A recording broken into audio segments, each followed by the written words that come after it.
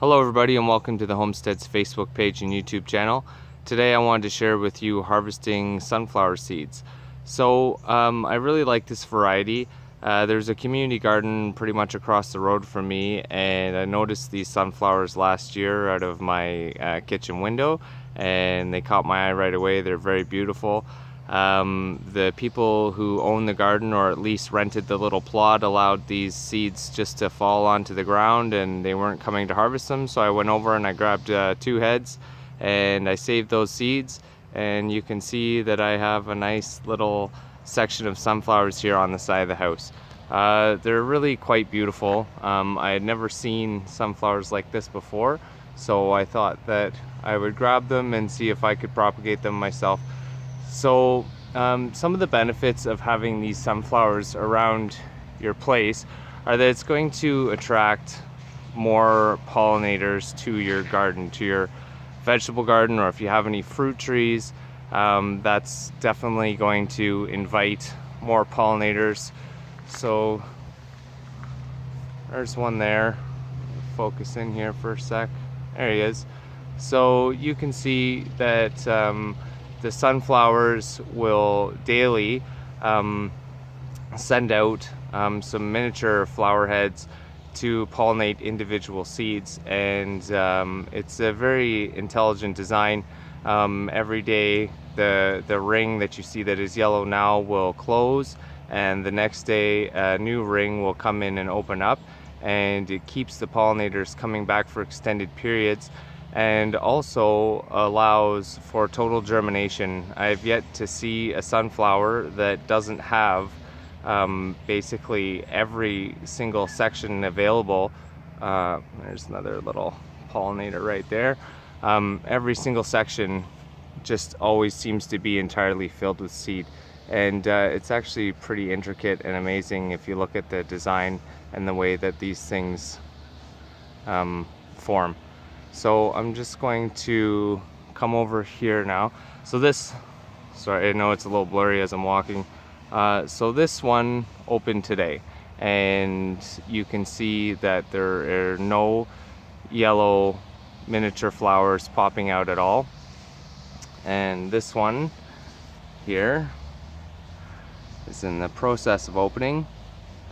Anyways, I just really like these. They might not produce as much as the traditional sunflowers that were around in my yard when I was a kid. I mean, those big yellow ones, the heads on those seemed much larger. I mean, you know, we're going back 25-30 years, so maybe they weren't as large as I remember them, but they would generally produce 1 or maybe 2 heads per stalk. And on these 4 stalks here, I can count 7. There's 7 flowers that are open right now and actively in the process of producing seed, and there are another, I don't know, anywhere from 15 to 20 flowers that may open in the rest of the summer here and into the fall. And just to show you I'm not full of it, there's 4 stalks, and they all branch out and are producing quite a bit of flowers. So maybe pound for pound these guys actually produce more. I'm not sure. Anyway, I'm gonna just walk over here. Sorry about the shakiness and quality of the video, but I'm going to show you the difference between the new flowers and the old ones. So this one you can see is farther along. It takes about a week for them to go from the outside to the inside with the miniature flowers for each individual seed. This flower here, I don't know if you'll be able to see, those ones just closed up yesterday by the looks of things. So this one now, every section is pollinated, and it's going to start putting its energy into producing the seed. This one is doing that along the outer ring and is still working towards the inside. And then this one here was the first one to open on this stalk, and it is fully pollinated and well on its way to producing a couple hundred seeds for us. So pretty good. Here, this is the section that popped up first, and as you can see the heads. They're colorless now. They're darker, and they're ready to go. So I'm going to harvest a few of these, and I'm going to show you how to take them out of the flower head and preserve them so that you can stop buying seeds from stores and have your own seeds produced in your own yard. Okay, so I used a knife to cut the heads off. The stalks are very fibrous and very strong, so it's going to take some effort to ensure that you're getting the heads off without knocking down the rest of the stalk. And you know, because these flowers seem to be producing multiple heads, I thought it was also a good time to take a few of these off, as they're getting weighted down and the birds landing on them are knocking some of the stalks over before they have a chance to mature. So taking some weight off of the individual plants is a good thing. Just be careful when you're cutting through. I mean, I just use my thumb and the knife, and it's pretty difficult to get through, so just be careful, be cautious, don't hurt yourselves. So I'm going to, the same as always, this is a sunflower. It's from 2017, and this is second generation. These seeds are second generation. So there we go, I have that marked.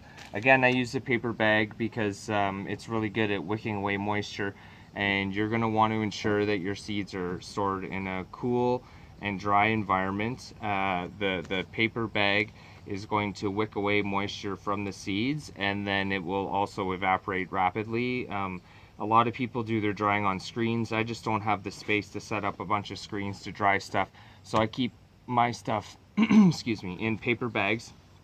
And every day or 2 days, I'll just go, and these are the radishes I was doing before.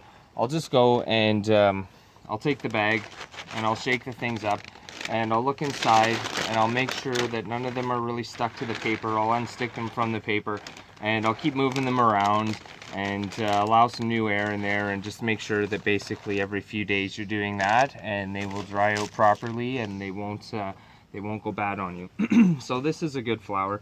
You can see the flowers that formed the seeds, they'll just rub right off, so you can just rub those off if you want to. These seeds are dark, and that tells me that they're fully matured. So basically I'm gonna lose a few, but I'm just gonna cut this right in half. Okay, you can see here, there we go, you can see that I cut a few in half. No big deal. I have you know, 50 sunflowers over there, and if I lose 10 seeds, it's not a huge loss for me. But you can see that inside the seed there, the proteins and the seed itself are fully formed, so these are good viable seeds. Okay, so basically you're just gonna pull them sideways.